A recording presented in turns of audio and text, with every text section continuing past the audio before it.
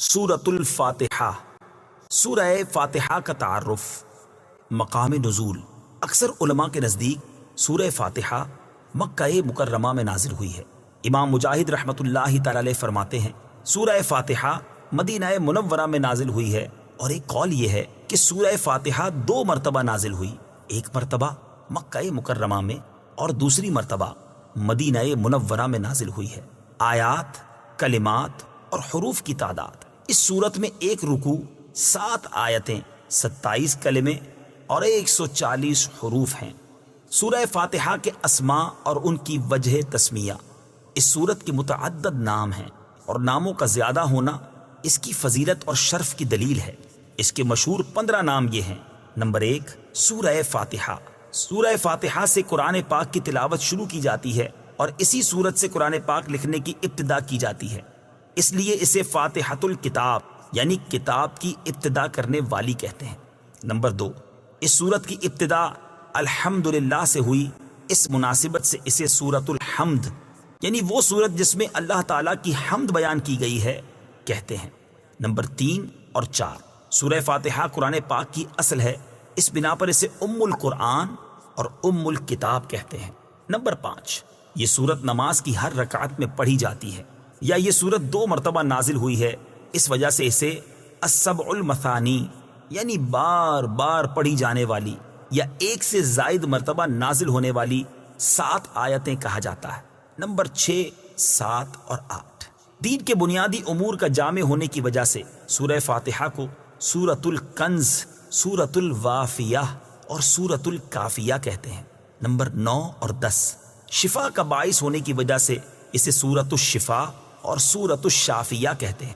Number 11، 12، 13، 14 اور 15، دعا پر مشتمل ہونے کی وجہ سے اسے سورۃ الدعاء، سورۃ تعلیم المسئلہ، سورۃ السؤال، سورۃ المناجات اور سورۃ التفویض بھی کہا جاتا ہے۔ سورہ فاتحہ کے فضائل۔ احادیث میں سورت کے بہت سے فضائل بیان کیے گئے، ان میں سے 4 فضائل بیان کرتا ہوں۔ نمبر 1، بخاری شریف کی حدیث ہے، حضرت ابو سعید بن معلا رضی اللہ تعالی عنہ فرماتے ہیں، میں نماز پڑھ رہا تھا تو مجھے نبی کریم صلی اللہ تعالی علیہ وسلم نے بلایا، لیکن میں نے جواب نہ دیا۔ جب نماز سے فارغ ہو کر بارگاہ رسالت صلی اللہ تعالی علیہ وسلم میں حاضر ہوا، میں نے عرض کی، یا رسول اللہ صلی اللہ تعالی علیہ وسلم، میں نماز پڑھ رہا تھا۔ تاجدار رسالت صلی اللہ تعالی علیہ وسلم نے ارشاد فرمایا، کیا اللہ تعالیٰ نے یہ نہیں فرمایا، استجیبوا للہ وللرسول اذا دعاکم، اللہ اور اس کے رسول کی بارگاہ میں حاضر ہو جاؤ جب وہ تمہیں بلائیں۔ پھر ارشاد فرمایا، کیا میں تمہیں تمہارے مسجد سے نکلنے سے پہلے قرآن کریم کی سب سے عظیم سورت نہ سکھاؤں؟ پھر آپ علیہ الصلوۃ والسلام نے میرا ہاتھ پکڑ لیا۔ جب ہم نے نکلنے کا ارادہ کیا تو میں نے عرض کی، یا رسول اللہ صلی اللہ تعالی علیہ وسلم، آپ نے فرمایا تھا کہ میں ضرور تمہیں قرآن مجید کی سب سے عظمت والی سورت سکھاؤں گا۔ ارشاد فرمایا، وہ سورت الحمدللہ رب العالمین ہے، یہی 7 مثانی اور قرآن عظیم ہے جو مجھے عطا فرمائی گئی۔ نمبر 2، مسلم شریف کی حدیث ہے، حضرت عبداللہ ابن عباس رضی اللہ تعالی عنہما فرماتے ہیں، ایک فرشتہ آسمان سے نازل ہوا اور اس نے سید المرسلین صلی اللہ تعالی علیہ وسلم کی بارگاہ میں سلام پیش کر کے عرض کی، یا رسول اللہ صلی اللہ تعالی علیہ وسلم، آپ کو ان 2 نوروں کی بشارت ہو جو آپ کے علاوہ اور کسی نبی کو عطا نہیں کیے گئے، اور وہ 2 نور یہ ہیں، نمبر 1 سورہ فاتحہ، نمبر 2 سورہ بقرہ کی آخری آیتیں۔ نمبر 3، حضرت ابی بن کعب رضی اللہ تعالی عنہ سے روایت ہے، حضور پر نور صلی اللہ تعالی علیہ وسلم نے ارشاد فرمایا، اللہ تعالیٰ نے تورات اور انجیل میں ام القرآن کی مثل کوئی سورت نازل نہیں فرمائی۔ نمبر 4، حضرت عبد الملک بن عمیر رضی اللہ تعالی عنہ سے روایت ہے، نبی کریم صلی اللہ تعالی علیہ وسلم نے ارشاد فرمایا، سورہ فاتحہ ہر مرض کے لیے شفا ہے۔ سورہ فاتحہ کے مضامین۔ اس سورت میں یہ مضامین بیان کیے گئے ہیں، نمبر 1، اس سورت میں اللہ تعالیٰ کی حمد و ثنا کا بیان ہے۔ نمبر 2، اللہ تعالیٰ کے رب ہونے، اس کے رحمان اور رحیم ہونے، نیز مخلوق کے مرنے کے بعد دوبارہ زندہ کیے جانے اور قیامت کے دن ان کے اعمال کی جزا ملنے کا ذکر ہے۔ نمبر 3، صرف اللہ تعالیٰ کے عبادت کا مستحق ہونے اور اس کے حقیقی مددگار ہونے کا تذکرہ ہے۔ نمبر 4، دعا کے آداب کا بیان اور اللہ تعالیٰ سے دین حق اور صراط مستقیم کی طرف ہدایت ملنے نیک لوگوں کے حال سے موافقت اور گمراہوں سے اجتناب کی دعا مانگنے کی تعلیم ہے۔ یہ چند وہ چیزیں بیان کی گئی ہیں جن کا سورہ فاتحہ میں تفصیلی ذکر ہے، البتہ اجمالی طور پر اس سورت میں بے شمار چیزوں کا بیان ہے۔ امیر المومنین حضرت علی المرتضیٰ کرم اللہ تعالی وجہہ الکریم فرماتے ہیں، اگر میں چاہوں تو سورہ فاتحہ کی تفسیر سے 70 اونٹ بھروا دوں۔ اعلیٰ حضرت امام احمد رضا خان علیہ رحمت الرحمن حضرت علی المرتضیٰ کرم اللہ تعالی وجہ الکریم کا یہ قول نقل کرنے کے بعد فرماتے ہیں، ایک اونٹ کئے یعنی کتنے ہی من کا بوجھ اٹھاتا ہے، اور ہر من میں کئے یعنی کتنے ہزار اجزاء ہوتے ہیں، ان کا حساب لگایا جائے تو یہ حساب سے تقریباً 25 لاکھ جز بنتے ہیں۔ یہ فقط سورہ فاتحہ کی تفسیر ہے۔ سورہ فاتحہ سے متعلق شرعی مسائل۔ نمبر 1، نماز میں سورہ فاتحہ پڑھنا واجب ہے۔ امام اور تنہا نماز پڑھنے والا اپنی زبان سے سورہ فاتحہ پڑھے گا، جبکہ مقتدی امام کے پیچھے خاموش رہے گا، اور جہری نماز میں اس کی قراءت بھی سنے گا، اور اس کا یہی عمل پڑھنے کے حکم میں ہے۔ اللہ تعالیٰ نے قرآن پاک میں تلاوت کے وقت مقتدی کو خاموش رہنے اور قراءت سننے کا حکم دیتے ہوئے ارشاد فرمایا، وَإِذَا قُرِئَ الْقُرْآنُ فَاسْتَمِعُوا لَهُ وَأَنصِتُوا لَعَلَّكُمْ تُرْحَمُونَ۔ ترجمہ، اور جب قرآن پڑھا جائے تو اسے غور سے سنو اور خاموش رہو تاکہ تم پر رحم کیا جائے۔ اور حضرت ابو موسیٰ اشعری رضی اللہ تعالی عنہ سے روایت ہے، حضور اقدس صلی اللہ تعالی علیہ وسلم نے ارشاد فرمایا، جب امام قراءت کرے تو تم خاموش رہو۔ ابن ماجہ کی ایک اور حدیث ہے، حضرت جابر بن عبداللہ رضی اللہ تعالی عنہ سے روایت ہے، نبی کریم صلی اللہ تعالی علیہ وسلم نے ارشاد فرمایا، جس شخص کا کوئی امام ہو تو امام کا پڑھنا ہی مقتدی کا پڑھنا ہے۔ ان کے علاوہ اور بہت سی احادیث میں امام کے پیچھے مقتدی کے خاموش رہنے کے بارے میں بیان کیا گیا ہے۔ امام اعظم کا مناظرہ۔ امام فخر الدین رازی رحمۃ اللہ تعالی علیہ فرماتے ہیں، مدینہ منورہ کے چند علماء امام ابو حنیفہ رضی اللہ تعالیٰ عنہ کے پاس اس غرض سے آئے کہ وہ امام کے پیچھے مقتدی کی قراءت کرنے کے معاملے میں ان سے مناظرہ کریں۔ امام ابو حنیفہ رضی اللہ تعالیٰ عنہ نے ان سے فرمایا، سب سے مناظرہ کرنا میرے لیے ممکن نہیں، آپ ایسا کریں کہ مناظرے کا معاملہ اس کے سپرد کر دیں جو آپ سب سے زیادہ علم والا ہے، تاکہ میں اس کے ساتھ مناظرہ کروں۔ انہوں نے ایک عالم کی طرف اشارہ کیا تو امام ابو حنیفہ رضی اللہ تعالیٰ عنہ نے فرمایا، کیا یہ تم سب سے زیادہ علم والا ہے؟ انہوں نے جواب دیا، ہاں۔ امام ابو حنیفہ رضی اللہ تعالیٰ عنہ نے فرمایا، کیا میرا اس کے ساتھ مناظرہ کرنا تم سب کے ساتھ مناظرہ کرنے کی طرح ہے؟ انہوں نے کہا، ہاں۔ امام ابو حنیفہ رضی اللہ تعالیٰ عنہ نے فرمایا، اس کے خلاف جو دلیل قائم ہوگی وہ گویا کہ تمہارے خلاف قائم ہوگی؟ انہوں نے جواب دیا، ہاں۔ امام ابو حنیفہ رضی اللہ تعالیٰ عنہ نے فرمایا، اگر میں اس کے ساتھ مناظرہ کروں اور دلیل میں اس پر غالب آ جاؤں تو وہ دلیل تم پر بھی لازم ہوگی؟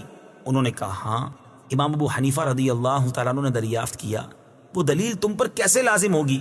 انہوں نے جواب دیا، اس لیے کہ ہم اسے اپنا امام بنانے پر راضی ہیں تو اس کی بات ہماری بات ہوگی۔ امام ابو حنیفہ رضی اللہ تعالیٰ عنہ نے فرمایا، ہم بھی تو یہی کہتے ہیں کہ جب ہم نے ایک شخص کو نماز میں اپنا امام مان لیا تو اس کا قراءت کرنا ہمارا قراءت کرنا ہے اور وہ ہماری طرف سے نائب ہے۔ امام ابو حنیفہ رضی اللہ تعالی عنہ کی یہ بات سن کر سب نے اقرار کر لیا کہ امام کے پیچھے مقتدی قراءت نہیں کرے گا۔ نمبر 2، نماز جنازہ میں خاص دعا یاد نہ ہو تو دعا کی نیت سے سورہ فاتحہ پڑھنا جائز ہے، جبکہ قراءت کی نیت سے پڑھنا جائز نہیں۔ بسم اللہ الرحمن الرحیم۔ ترجمہ، اللہ کے نام سے شروع جو نہایت مہربان رحمت والا ہے۔ بسم اللہ، اللہ کے نام سے شروع۔ تفسیر صراط الجنان میں اس کی تفسیر کچھ اس طرح ہے۔ علامہ احمد ساوی رحمت اللہ تعالی علیہ فرماتے ہیں، قرآن مجید کی ابتدا بسم اللہ سے اس لیے کی گئی تاکہ اللہ تعالیٰ کے بندے اس کی پیروی کرتے ہوئے ہر اچھے کام کی ابتدا بسم اللہ سے کریں، اور حدیث پاک میں بھی اچھے اور اہم کام کی ابتدا بسم اللہ سے کرنے کی ترغیب دی گئی ہے۔ چنانچہ حضرت ابو ہریرہ رضی اللہ تعالی عنہ سے روایت ہے، حضور پر نور صلی اللہ تعالی علیہ وسلم نے ارشاد فرمایا، جس اہم کام کی ابتدا بسم اللہ الرحمن الرحیم سے نہ کی گئی تو وہ ادھورا رہ جاتا ہے۔ لہٰذا تمام مسلمانوں کو چاہیے کہ وہ ہر نیک اور جائز کام کی ابتدا بسم اللہ الرحمن الرحیم سے کریں، اس کی بہت برکت ہے۔ الرحمن الرحیم، جو بہت مہربان رحمت والا ہے۔ امام فخر الدین رازی رحمت اللہ تعالی علیہ فرماتے ہیں، اللہ تعالیٰ نے اپنی ذات کو رحمان اور رحیم فرمایا تو یہ اس کی شان سے بعید ہے کہ وہ رحم نہ فرمائے۔ مروی ہے کہ ایک سائل نے بلند دروازے کے پاس کھڑے ہو کر کچھ مانگا تو اسے تھوڑا سا دے دیا گیا۔ دوسرے دن وہ ایک کلاڑا لے کر آیا اور دروازے کو توڑنا شروع کر دیا۔ اس سے کہا گیا کہ تو ایسا کیوں کر رہا ہے؟ اس نے جواب دیا، تو دروازے کو اپنی عطا کے لائق کر یا اپنی عطا کو دروازے کے لائق بنا۔ اے ہمارے اللہ عز و جل، رحمت کے سمندروں کو تیری رحمت سے وہ نسبت ہے جو ایک چھوٹے سے ذرے کو تیرے عرش سے نسبت ہے، اور تو نے اپنی کتاب کی ابتدا میں اپنے بندوں پر اپنی رحمت کی صفت بیان کی، اس لیے ہمیں اپنی رحمت اور فضل سے محروم نہ رکھنا۔ بسم اللہ سے متعلق چند شرعی مسائل۔ علماء کرام نے بسم اللہ سے متعلق بہت سے شرعی مسائل بیان کیے ہیں، ان میں سے چند بیان کرتا ہوں۔ نمبر 1، جو بسم اللہ ہر سورت کے شروع میں لکھی ہوئی ہے یہ پوری آیت ہے، اور جو سورہ نمل کی آیت نمبر 30 میں ہے وہ اس آیت کا ایک حصہ ہے۔ نمبر 2، بسم اللہ ہر سورت کے شروع کی آیت نہیں ہے بلکہ پورے قرآن کی ایک آیت ہے، جسے ہر سورت کے شروع میں لکھ دیا گیا تاکہ دو سورتوں کے درمیان فاصلہ ہو جائے۔ اسی لیے سورت کے اوپر امتیازی شان میں بسم اللہ لکھی جاتی ہے، آیات کی طرح ملا کر نہیں لکھتے، اور امام جہری نمازوں میں بسم اللہ آواز سے نہیں پڑھتا۔ نیز حضرت جبریل علیہ الصلوۃ والسلام جو پہلی وحی لائے اس میں بسم اللہ نہ تھی۔ نمبر 3، تراویح پڑھانے والے کو چاہیے کہ وہ کسی ایک سورت کے شروع میں بسم اللہ آواز سے پڑھے تاکہ ایک آیت رہ نہ جائے۔ نمبر 4، تلاوت شروع کرنے سے پہلے اعوذ باللہ من الشیطان الرجیم پڑھنا سنت ہے، لیکن اگر شاگرد استاد سے قرآن مجید پڑھ رہا ہو تو اس کے لیے سنت نہیں۔ نمبر 5، سورت کی ابتدا میں بسم اللہ پڑھنا سنت ہے ورنہ مستحب ہے۔ نمبر 6، اگر سورہ توبہ سے تلاوت شروع کی جائے تو اعوذ باللہ اور بسم اللہ دونوں کو پڑھا جائے، اور اگر تلاوت کے دوران سورہ توبہ آ جائے تو بسم اللہ پڑھنے کی حاجت نہیں۔ الحمد للہ رب العالمین۔ ترجمہ، سب تعریفیں اللہ کے لیے ہیں جو تمام جہان والوں کا پالنے والا ہے۔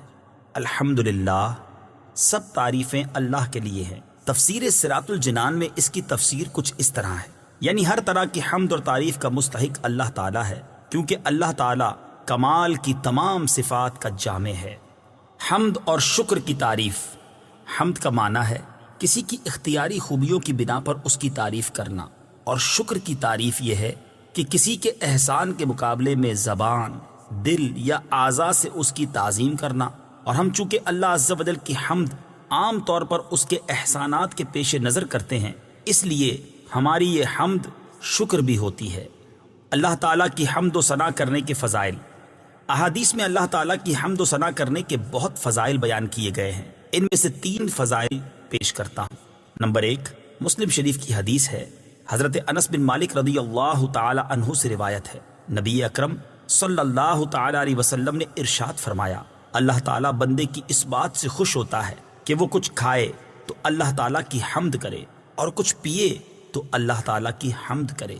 نمبر 2، ابن ماجہ کی حدیث ہے، حضرت جابر بن عبداللہ رضی اللہ تعالی عنہ سے روایت ہے، حضور پر نور صلی اللہ تعالی علیہ وسلم نے ارشاد فرمایا، سب سے افضل ذکر لا الہ الا اللہ ہے، اور سب سے افضل دعا الحمدللہ ہے۔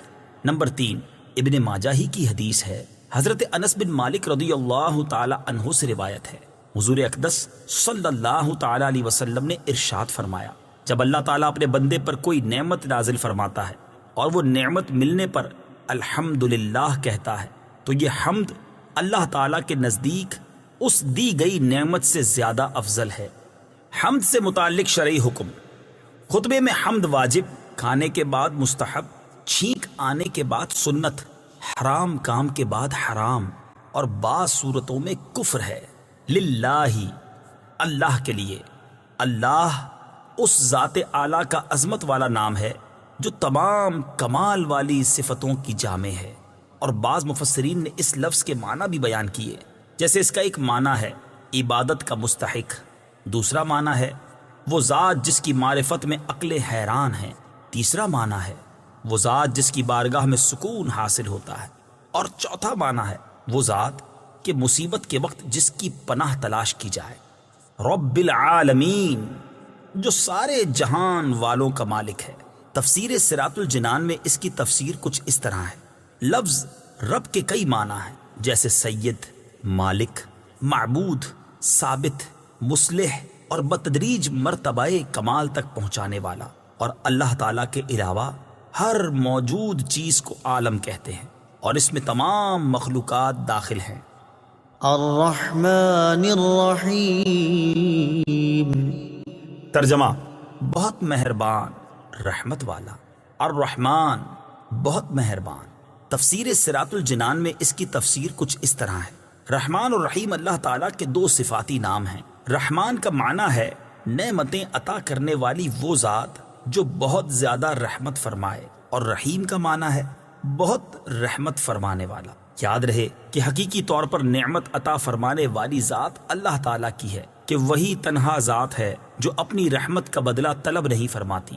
ہر چھوٹی بڑی، ظاہری، باطنی، جسمانی، روحانی، دنیاوی اور اخروی نعمت اللہ تعالیٰ ہی عطا فرماتا ہے، اور دنیا میں جس شخص تک جو نعمت پہنچتی ہے وہ اللہ تعالیٰ کی رحمت ہی سے ہے، کیونکہ کسی کے دل میں رحم کا جذبہ پیدا کرنا، رحم کرنے پر قدرت دینا، نعمت کو وجود میں لانا، دوسرے کا اس نعمت سے فائدہ اٹھانا اور فائدہ اٹھانے کے لیے اعضاء کی سلامتی عطا کرنا، یہ سب اللہ تعالیٰ کی طرف سے ہی ہے۔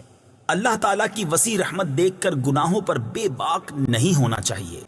ابو عبداللہ محمد بن احمد قرطبی رحمت اللہ تعالی علیہ فرماتے ہیں، اللہ تعالیٰ نے رب العالمین کے بعد اپنے دو اوصاف رحمان اور رحیم بیان فرمائے۔ اس کی وجہ یہ ہے کہ جب اللہ تعالیٰ نے فرمایا کہ وہ رب العالمین ہے، تو اس سے سننے اور پڑھنے والے کے دل میں اللہ تعالیٰ کی عظمت کی وجہ سے اس کا خوف پیدا ہوا، تو اس کے ساتھ ہی اللہ تعالیٰ کے دو اوصاف رحمان اور رحیم ذکر کر دیے گئے، جن کے ضمن میں اللہ تعالیٰ کی اطاعت کرنے کی ترغیب ہے۔ یوں ترغیب اور ترغیب دونوں کا بیان ہو گیا، تاکہ بندہ اللہ تعالیٰ کی اطاعت کرنے کی طرف اچھی طرح راغب ہو اور اس کی نافرمانی کرنے سے رکنے کی خوب کوشش کرے۔ قرآن مجید میں اور مقامات پر اللہ تعالیٰ کی رحمت اور اس کے عذاب دونوں کو واضح طور پر ایک ساتھ ذکر کیا گیا ہے۔ چنانچہ اللہ تعالیٰ ارشاد فرماتا ہے، نبئ عبادی انی انا الغفور الرحیم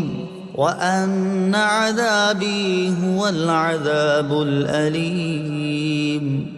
ترجمہ: میرے بندوں کو خبر دو کہ بے شک میں ہی بخشنے والا مہربان ہوں، اور بے شک میرا ہی عذاب دردناک عذاب ہے۔ اور ارشاد فرمایا، غافر الذنب وقابل التوب شدید العقاب ذی الطول لا الہ الا هو الیہ المصیر۔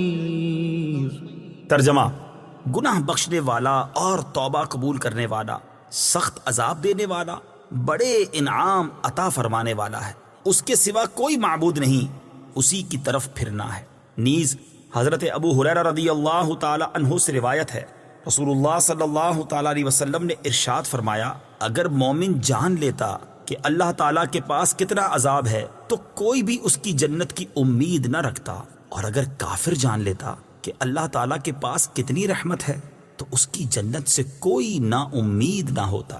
لہٰذا ہر مسلمان کو چاہیے کہ وہ امید اور خوف کے درمیان رہے، اور اللہ تعالیٰ کی رحمت کی وسعت دیکھ کر گناہوں پر بے باک نہ ہو، اور نہ ہی اللہ تعالیٰ کے عذاب کی شدت دیکھ کر اس کی رحمت سے مایوس ہو۔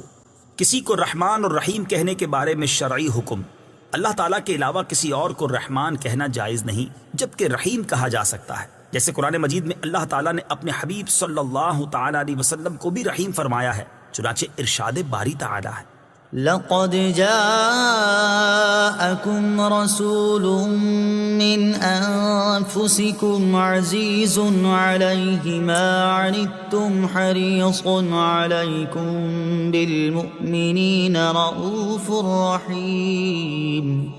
ترجمہ: بے شک تمہارے پاس تم میں سے وہ عظیم رسول تشریف لے آئے جن پر تمہارا مشقت میں پڑنا بہت بھاری گزرتا ہے۔ وہ تمہاری بھلائی کے نہایت چاہنے والے، مسلمانوں پر بہت مہربان، رحمت فرمانے والے ہیں۔ مالک یوم الدین، ترجمہ: جزا کے دن کا مالک۔ مالک یوم الدین، جزا کے دن کا مالک۔ تفسیر صراط الجنان میں اس کی تفسیر کچھ اس طرح ہے: جزا کے دن سے مراد قیامت کا دن ہے کہ اس دن نیک اعمال کرنے والے مسلمانوں کو ثواب ملے گا اور گناہ گاروں اور کافروں کو سزا ملے گی، جبکہ مالک اسے کہتے ہیں جو اپنی ملکیت میں موجود چیزوں میں جیسے چاہے تصرف کرے۔ اللہ تعالیٰ اگرچہ دنیا اور آخرت دونوں کا مالک ہے، لیکن یہاں قیامت کے دن کو بطور خاص اس لیے ذکر کیا تاکہ اس دن کی اہمیت دل میں بیٹھے۔ نیز دنیا کے مقابلے میں آخرت میں اللہ تعالیٰ کے مالک ہونے کا ظہور زیادہ ہوگا، کیونکہ اس دن کسی کے پاس ظاہری سلطنت بھی نہ ہوگی جو اللہ تعالیٰ نے دنیا میں لوگوں کو عطا فرمائی تھی۔ اس لیے یہاں خاص طور پر قیامت کے دن کی ملکیت کا ذکر کیا گیا۔ ایاک نعبد و ایاک نستعین، ترجمہ: ہم تیری ہی عبادت کرتے ہیں اور تجھ ہی سے مدد چاہتے ہیں۔ ایاک نعبد و ایاک نستعین، ہم تیری ہی عبادت کرتے ہیں اور تجھ ہی سے مدد چاہتے ہیں۔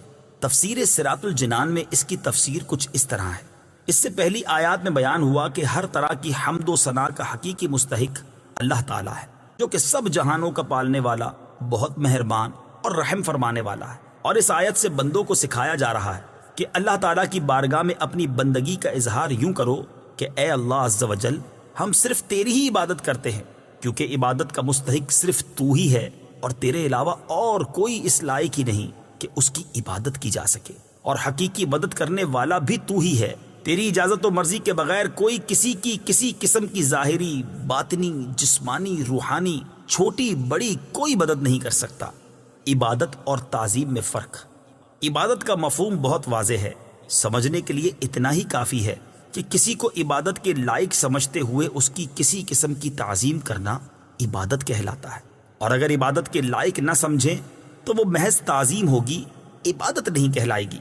جیسے نماز میں ہاتھ باندھ کر کھڑا ہونا عبادت ہے، لیکن یہی نماز کی طرح ہاتھ باندھ کر کھڑا ہونا استاد، پیر یا ماں باپ کے لیے ہو تو محض تعظیم ہے، عبادت نہیں۔ اور دونوں میں فرق وہی ہے جو ابھی بیان کیا گیا ہے۔ آیت ایاک نعبد سے معلوم ہونے والی اہم باتیں۔ آیت میں جمع کے صیغے ہیں، جیسے ہم تیری ہی عبادت کرتے ہیں۔ اس سے معلوم ہوا کہ نماز جماعت کے ساتھ ادا کرنی چاہیے، اور دوسروں کو بھی عبادت کرنے میں شریک کرنے کا فائدہ یہ ہے کہ گناہ گاروں کی عبادتیں اللہ تعالیٰ کی بارگاہ کے محبوب اور مقبول بندوں کی عبادتوں کے ساتھ جمع ہو کر قبولیت کا درجہ پا لیتی ہیں۔ نیز یہ بھی معلوم ہوا کہ اللہ تعالیٰ کی بارگاہ میں اپنی حاجت عرض کرنے سے پہلے اپنی بندگی کا اظہار کرنا چاہیے۔ امام عبداللہ بن احمد نصفی رحمۃ اللہ تعالی علیہ فرماتے ہیں، عبادت کو مدد طلب کرنے سے پہلے ذکر کیا گیا کیونکہ حاجت طلب کرنے سے پہلے اللہ تعالیٰ کی بارگاہ میں وسیلہ پیش کرنا قبولیت کے زیادہ قریب ہے۔ اللہ تعالیٰ کی بارگاہ میں وسیلہ پیش کرنے کی برکت۔ ہر مسلمان کو چاہیے کہ وہ اللہ تعالیٰ کی بارگاہ میں کسی کا وسیلہ پیش کر کے اپنی حاجات کے لیے دعا کیا کرے، تاکہ اس وسیلے کے صدقے دعا جلد مقبول ہو جائے۔ اور اللہ تعالیٰ کی بارگاہ میں وسیلہ پیش کرنا قرآن و حدیث سے ثابت ہے۔ چنانچہ وسیلے کے بارے میں اللہ تعالیٰ ارشاد فرماتا ہے، يا أيها الذين آمنوا اتقوا الله وابتغوا إليه الوسيلة۔ ترجمہ: اے ایمان والو، اللہ سے ڈرو اور اس کی طرف وسیلہ ڈھونڈو۔ اور سنن ابن ماجہ میں ہے کہ ایک نابینا صحابی بارگاہ رسالت صلی اللہ تعالیٰ علیہ وسلم میں حاضر ہو کر دعا کے طالب ہوئے، تو آپ صلی اللہ تعالیٰ علیہ وسلم نے انہیں اس طرح دعا مانگنے کا حکم دیا، اللهم إني أسألك وأتوجه إليك بمحمد نبي الرحمة يا محمد إني قد توجهت بك إلى ربي في حاجتي هذه لتقضى اللهم فشفعه في۔ اے اللہ عز و جل، میں تجھ سے سوال کرتا ہوں اور تیری طرف نبی رحمت حضرت محمد صلی اللہ تعالیٰ علیہ وسلم کے ساتھ متوجہ ہوتا ہوں۔ اے محمد صلی اللہ تعالیٰ علیہ وسلم، میں نے آپ صلی اللہ تعالیٰ علیہ وسلم کے وسیلے سے اپنے رب عز و جل کی طرف اپنی اس حاجت میں توجہ کی تاکہ میری حاجت پوری کر دی جائے۔ اے اللہ عز و جل پس تو میرے لیے حضور صلی اللہ تعالی علیہ وسلم کی شفاعت قبول فرما۔ حدیث پاک میں مذکور لفظ یا محمد سے متعلق ضروری وضاحت اعلیٰ حضرت امام احمد رضا خان علیہ رحمۃ الرحمان فرماتے ہیں، علماء تصریح فرماتے ہیں حضور اقدس صلی اللہ تعالی علیہ وسلم کو نام لے کر ندا کرنی حرام ہے، اور یہ بات واقعی محل انصاف ہے۔ جسے اس کا مالک و مولا تبارک و تعالی نام لے کر نہ پکارے تو غلام کی کیا مجال کہ وہ راہ ادب سے تجاوز کرے۔ بلکہ امام زین الدین مراغی وغیرہ محققین نے فرمایا اگر یہ لفظ کسی دعا میں وارد ہو جو خود نبی اکرم صلی اللہ تعالی علیہ وسلم نے تعلیم فرمائی ہو، جیسے دعائے یا محمد انی توجہت بکا الی ربی، تاہم اس کی جگہ یا رسول اللہ یا نبی اللہ کہنا چاہیے۔ حالانکہ الفاظ دعا میں حتی الوسع تغییر نہیں کی جاتی۔ یہ مسئلہ مہمہ یعنی اہم ترین مسئلہ جس سے اکثر اہل زمانہ غافل ہے، واجب الحفظ ہے۔ وَإِيَّاكَ نَسْتَعِينُ، اور تجھ ہی سے مدد چاہتے ہیں۔ تفسیر صراط الجنان میں اس کی تفسیر کچھ اس طرح ہے۔ اس آیت میں بیان کیا گیا کہ مدد طلب کرنا خواہ واسطے کے ساتھ ہو یا واسطے کے بغیر ہو، ہر طرح سے اللہ تعالیٰ کے ساتھ خاص ہے، اور اللہ تعالیٰ کی ذات ہی ایسی ہے جس سے حقیقی طور پر مدد طلب کی جائے۔ اعلیٰ حضرت امام احمد رضا خان علیہ رحمۃ الرحمان فرماتے ہیں حقیقی مدد طلب کرنے سے مراد یہ ہے کہ جس سے مدد طلب کی جائے اسے بالذات قادر، مستقل مالک اور غنی بے نیاز جانا جائے کہ وہ اللہ تعالیٰ کی عطا کے بغیر خود اپنی ذات سے اس کام یعنی مدد کرنے کی قدرت رکھتا ہے۔ اللہ تعالیٰ کے علاوہ کسی اور کے بارے میں یہ عقیدہ رکھنا ہر مسلمان کے نزدیک شرک ہے، اور کوئی مسلمان اللہ تعالیٰ کے علاوہ کسی اور کے بارے میں ایسا عقیدہ نہیں رکھتا، اور اللہ تعالیٰ کے مقبول بندوں کے بارے میں مسلمان یہ عقیدہ رکھتا ہے کہ وہ اللہ تعالیٰ کی بارگاہ تک پہنچنے کے لیے واسطہ اور حاجات پوری ہونے کا وسیلہ اور ذریعہ ہیں۔ تو جس طرح حقیقی وجود کہ کسی کے پیدا کیے بغیر خود اپنی ذات سے موجود ہونا اللہ تعالیٰ کے ساتھ خاص ہے، اس کے باوجود کسی کو موجود کہنا اس وقت تک شرک نہیں جب تک وہی حقیقی وجود مراد نہ لیا جائے۔ یوں ہی حقیقی علم کہ کسی کی عطا کے بغیر خود اپنی ذات سے ہو، اور حقیقی تعلیم کہ کسی چیز کی محتاجی کے بغیر از خود کسی کو سکھانا اللہ تعالیٰ کے ساتھ خاص ہے، اس کے باوجود دوسرے کو عالم کہنا یا اس سے علم طلب کرنا اس وقت تک شرک نہیں ہو سکتا جب تک وہی اصلی معنی مقصود نہ ہو۔ تو اسی طرح کسی سے مدد طلب کرنے کا معاملہ ہے کہ اس کا حقیقی معنی اللہ تعالیٰ کے ساتھ خاص ہے، اور وسیلہ و واسطہ کے معنی میں اللہ تعالیٰ کے علاوہ کے لیے ثابت ہے اور حق ہے، بلکہ یہ معنی تو غیر خدا ہی کے لیے خاص ہیں، کیونکہ اللہ تعالیٰ وسیلہ اور واسطہ بننے سے پاک ہے۔ اس سے اوپر کون ہے کہ یہ اس کی طرف وسیلہ ہوگا، اور اس کے سوا حقیقی حاجت روا کون ہے کہ یہ بیچ میں واسطہ بنے گا۔ بد مذہبوں کی طرف سے ہونے والا ایک اعتراض ذکر کر کے اس کے جواب میں فرماتے ہیں یہ نہیں ہو سکتا کہ خدا سے توسل کر کے اسے کسی کے یہاں وسیلہ اور ذریعہ بنایا جائے۔ اس وسیلہ بننے کو ہم اولیاء کرام سے مانگتے ہیں کہ وہ دربار الہی میں ہمارا وسیلہ، ذریعہ اور قضائے حاجات کا واسطہ ہو جائیں۔ اس بے وقوفی کے سوال کا جواب اللہ تعالیٰ نے اس آیت کریمہ میں دیا ہے۔ وَلَوْ أَنَّهُمْ إِذ ظَلَمُوا أَنفُسَهُمْ جَاءُوكَ فَاسْتَغْفَرُوا اللَّهَ واستغفر لهم الرسول لوجدوا الله توابا رحيما۔ ترجمہ، اور جب وہ اپنی جانوں پر ظلم یعنی گناہ کر کے تیرے پاس حاضر ہوں اور اللہ سے معافی چاہیں اور معافی مانگیں ان کے لیے رسول، تو بے شک اللہ کو توبہ قبول کرنے والا مہربان پائیں گے۔ کیا اللہ تعالیٰ اپنے آپ نہیں بخش سکتا تھا؟ پھر کیوں یہ فرمایا کہ اے نبی تیرے پاس حاضر ہوں اور تو اللہ سے ان کی بخشش چاہے تو یہ دولت و نعمت پائیں؟ یہی ہمارا مطلب ہے جو قرآن کی آیت صاف فرما رہی ہے۔ زیر تفسیر آیت کریمہ کے بارے میں مزید تفصیل جاننے کے لیے فتاوی رضویہ کی 21ویں جلد میں موجود اعلیٰ حضرت امام احمد رضا خان علیہ رحمۃ الرحمان کا رسالہ برکات الامداد لأہل الاستمداد یعنی مدد طلب کرنے والوں کے لیے امداد کی برکتیں، اس کا مطالعہ فرمائیں۔ اللہ تعالیٰ کی عطا سے بندوں کا مدد کرنا اللہ تعالیٰ ہی کا مدد کرنا ہوتا ہے۔ یاد رہے کہ اللہ تعالیٰ اپنے بندوں کو دوسروں کی مدد کرنے کا اختیار دیتا ہے، اور اس اختیار کی بنا پر ان بندوں کا مدد کرنا اللہ تعالیٰ ہی کا مدد کرنا ہوتا ہے۔ جیسے غزوہ بدر میں فرشتوں نے آ کر صحابہ کرام رضی اللہ تعالیٰ عنہم کی مدد کی، لیکن اللہ تعالیٰ نے ارشاد فرمایا وَلَقَدْ نَصَرَكُمُ اللَّهُ بِبَدْرٍ وَأَنْتُمْ أَذِلَّةٌ۔ ترجمہ: اور بے شک اللہ نے بدر میں تمہاری مدد کی جب تم بالکل بے سر و سامان تھے۔ یہاں فرشتوں کی مدد کو اللہ تعالیٰ کی مدد کہا گیا۔ اس کی وجہ یہی ہے کہ فرشتوں کو مدد کرنے کا اختیار اللہ تعالیٰ کے دینے سے ہے، تو حقیقتاً یہ اللہ تعالیٰ ہی کی مدد ہوئی۔ یہی معاملہ انبیاء کرام علیہ الصلوۃ والسلام اور اولیاء اعظام رحمۃ اللہ تعالیٰ علیہم کا ہے کہ وہ اللہ عز و جل کی عطا سے مدد کرتے ہیں، اور حقیقتاً وہ مدد اللہ تعالیٰ کی ہوتی ہے۔ جیسے حضرت سلیمان علیہ نبینا علیہ الصلوۃ والسلام نے اپنے وزیر حضرت آصف بن برخیہ رضی اللہ تعالی عنہ سے تخت لانے کا فرمایا، اور انہوں نے پلک جھپکنے میں تخت حاضر کر دیا۔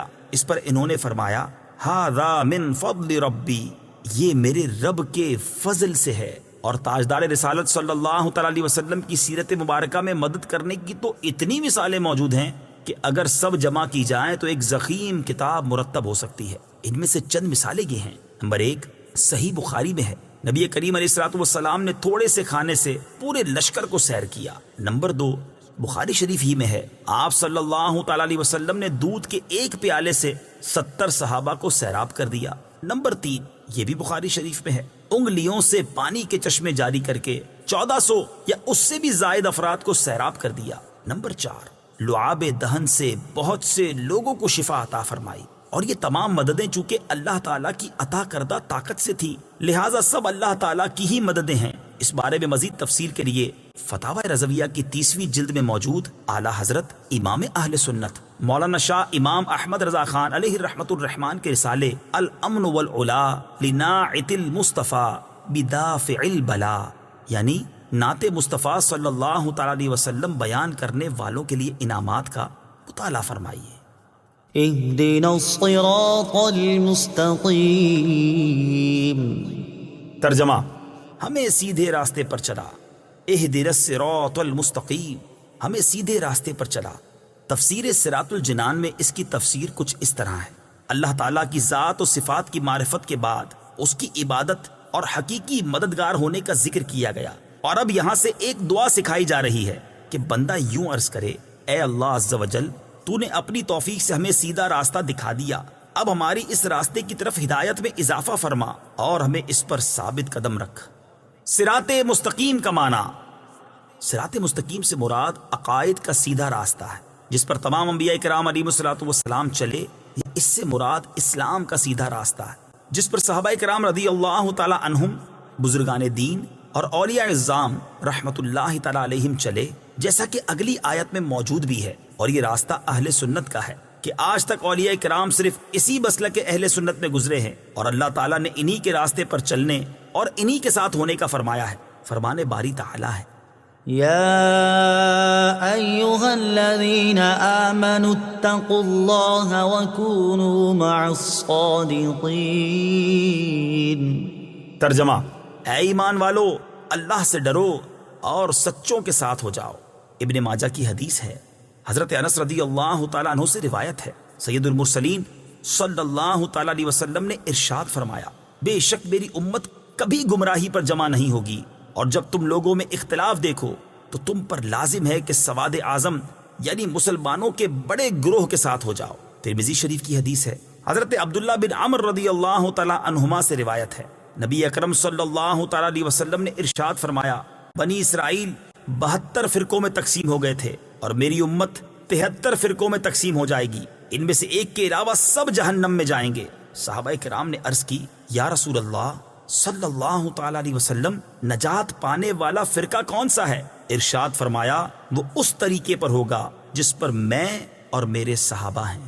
ہدایت حاصل کرنے کے ذرائع، یاد رہے کہ اللہ تعالیٰ نے ہدایت حاصل کرنے کے بہت سے ذرائع عطا فرمائے ہیں، ان میں سے چند یہ ہیں۔ نمبر 1، انسان کی ظاہری باطنی صلاحیتیں جنہیں استعمال کر کے وہ ہدایت حاصل کر سکتا ہے۔ نمبر 2، آسمانوں زمینوں میں اللہ تعالیٰ کی قدرت و وحدانیت پر دلالت کرنے والی نشانیاں جن میں غور و فکر کر کے انسان ہدایت پا سکتا ہے۔ نمبر 3، اللہ تعالیٰ کی نازل کردہ کتابیں، ان میں سے تورات، انجیل اور زبور قرآن پاک نازل ہونے سے پہلے لوگوں کے لیے ہدایت کا باعث تھیں، اور اب قرآن مجید لوگوں کے لیے ہدایت حاصل کرنے کا ذریعہ ہے۔ نمبر 4، اللہ تعالیٰ کے بھیجے ہوئے خاص بندے انبیاء کرام اور مرسلین اعظام علیہم الصلاۃ والسلام یہ اپنی اپنی قوموں کے لیے ہدایت حاصل کرنے کا ذریعہ تھے، اور ہمارے نبی حضرت محمد مصطفیٰ صلی اللہ تعالی علیہ وسلم قیامت تک آنے والے تمام لوگوں کے لیے ہدایت کا ذریعہ ہیں۔ آیت اہدنا الصراط المستقیم سے معلوم ہونے والے احکام۔ اس آیت سے 3 باتیں معلوم ہوئیں۔ نمبر 1، ہر مسلمان کو اللہ تعالیٰ سے سیدھے راستے پر ثابت قدمی کی دعا مانگنی چاہیے، کیونکہ سیدھا راستہ منزل مقصود تک پہنچا دیتا ہے اور ٹیڑھا راستہ مقصود تک نہیں پہنچاتا۔ اللہ تعالیٰ ارشاد فرماتا ہے کہ عقل والے اس طرح دعا مانگتے ہیں: ربنا لا تزغ قلوبنا بعد إذ هديتنا وهب لنا من لدنك رحمة إنك أنت الوهاب۔ ترجمہ: اے ہمارے رب، تو نے ہمیں ہدایت عطا فرمائی ہے، اس کے بعد ہمارے دلوں کو ٹیڑھا نہ کر اور ہمیں اپنے پاس سے رحمت عطا فرما، بے شک تو بڑا عطا فرمانے والا ہے۔ ترمذی شریف کی حدیث ہے، حضرت انس رضی اللہ تعالی عنہ فرماتے ہیں، حضور پر نور صلی اللہ تعالی علیہ وسلم کثرت سے یہ دعا فرمایا کرتے تھے: یا مقلب القلوب ثبت قلبی علی دینک، اے دلوں کو پھیرنے والے، میرے دل کو اپنے دین پر ثابت قدم رکھ۔ تو میں نے عرض کی: یا رسول اللہ صلی اللہ تعالی علیہ وسلم، ہم آپ پر اور جو کچھ آپ لائے ہیں اس پر ایمان رکھتے ہیں، تو کیا آپ کو ہمارے بارے میں کوئی خوف ہے؟ رسول پاک صلی اللہ تعالی علیہ وسلم نے ارشاد فرمایا: ہاں، بے شک دل اللہ تعالیٰ کی شان کے لائق اس کی انگلیوں میں سے 2 انگلیوں کے درمیان ہیں، وہ جیسے چاہتا ہے انہیں پھیر دیتا ہے۔ نمبر 2، عبادت کرنے کے بعد بندے کو دعا میں مشغول ہونا چاہیے۔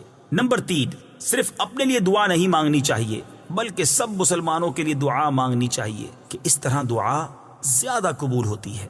صراط الذين أنعمت عليهم غير المغضوب عليهم ولا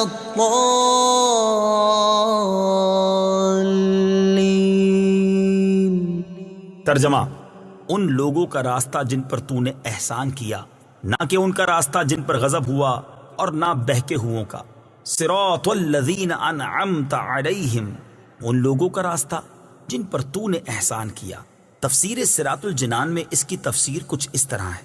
یہ جملہ اس سے پہلی آیت کی تفسیر ہے کہ صراط مستقیم سے مراد ان لوگوں کا راستہ ہے جن پر اللہ تعالیٰ نے احسان و انعام فرمایا، اور جن لوگوں پر اللہ تعالیٰ نے اپنا فضل و احسان فرمایا ہے ان کے بارے میں ارشاد فرماتا ہے: ومن يطع الله والرسول فأولئك مع الذين أنعم الله عليهم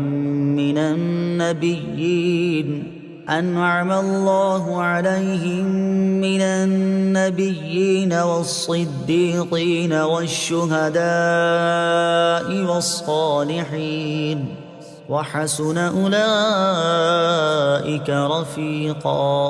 ترجمہ: اور جو اللہ اور رسول کی اطاعت کرے تو وہ ان لوگوں کے ساتھ ہوں گے جن پر اللہ نے فضل کیا، یعنی انبیاء اور صدیقین اور شہداء اور صالحین، اور یہ کتنے اچھے ساتھی ہیں۔ آیت صراط الذین انعمت علیہم سے معلوم ہونے والے مسائل۔ اس آیت سے 2 باتیں معلوم ہوئیں۔ نمبر 1، جن امور پر بزرگان دین کا عمل رہا وہ صراط مستقیم میں داخل ہے۔ نمبر 2، امام فخر الدین رازی رحمت اللہ تعالی علیہ فرماتے ہیں، بعض مفسرین نے فرمایا کہ اہدنا الصراط المستقیم کے بعد صراط الذین انعمت علیہم کو ذکر کرنا اس بات کی دلیل ہے کہ مرید ہدایت اور مکاشفہ کے مقامات تک اسی صورت پہنچ سکتا ہے جب وہ کسی ایسے پیر کامل کی پیروی کرے جو درست راستے کی طرف اس کی رہنمائی کرے، غلطیوں اور گمراہیوں کی جگہوں سے اسے بچائے، کیونکہ اکثر لوگوں پر نقص غالب ہے اور ان کی عقل حق کو سمجھنے، صحیح اور غلط میں امتیاز کرنے سے قاصر ہیں۔ تو ایک ایسے کامل شخص کا ہونا ضروری ہے جس کی ناقص شخص پیروی کرے، یہاں تک کہ اس کامل شخص کی عقل کے نور سے اس ناقص شخص کی عقل بھی مضبوط ہو جائے، تو اس صورت میں وہ سعادتوں کے درجات اور کمالات کی بلندیوں تک پہنچ سکتا ہے۔ غیر المغضوب علیہم ولا الضالین، نہ کہ ان کا راستہ جن پر غضب ہوا اور نہ بہکے ہوئوں کا۔ اس کی تفسیر صراط الجنان میں ہے۔ جن پر اللہ تعالیٰ کا غضب ہوا ان سے مراد یہودی اور بہکے ہوئوں سے مراد عیسائی ہیں، جیسا کہ سنن ترمذی جلد 4 صفحہ 444 حدیث نمبر 2964 میں ہے۔ اور امام فخر الدین رازی رحمت اللہ تعالی علیہ نے یہ بھی لکھا ہے کہ جن پر غضب ہوا ان سے مراد بد عمل ہیں اور بہکے ہوئوں سے مراد بد عقیدہ لوگ ہیں۔ ہر مسلمان کو چاہیے کہ وہ عقائد، اعمال، سیرت، صورت ہر اعتبار سے یہودیوں، عیسائیوں اور تمام کفار سے الگ رہے، نہ ان کے طور طریقے اپنائے اور نہ ہی ان کے رسم و رواج اور فیشن اختیار کرے، اور ان کی دوستیوں اور صحبتوں سے دور رہتے ہوئے اپنے آپ کو قرآن و سنت کے سانچے میں ڈھالنے میں ہی اپنے لیے دونوں جہان کی سعادت تصور کرے۔